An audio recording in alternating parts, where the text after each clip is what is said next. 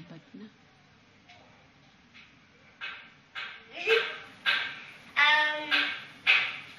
Ngayon po,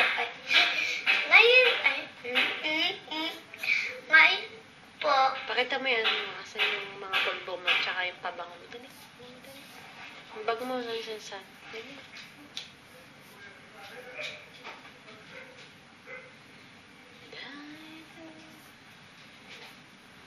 Sad if you're here.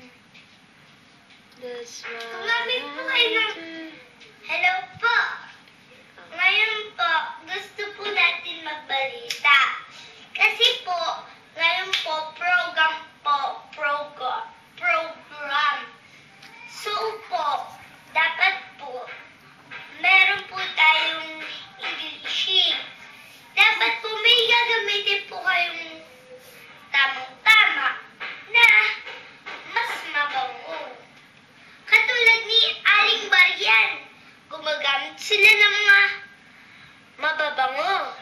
Pakita mo sa akin. Pero, ito ang solusyon para... Solusyon. Ito ang solusyon Pakita mo yung pabango mo. para maging mabango kayo. Wala na. Tapos na. Bilisan mo kasi. Ang tagal mo. Ito po ang dapat niyong gamitin. Itry mo Pulbo, dali. Itry mo. Ipabango mo dali. palbo, at pabango. Ito Try. Okay. Ito. Ganun lang. Madali lang. Madali lang siya pasikin. At mabango pa. Pero mainit. At nakakasuka. Nasasakal ako. At dito naman, paggamit ng pulbos. Cinderella siya. Favorite ko kasi. So, buksan natin ang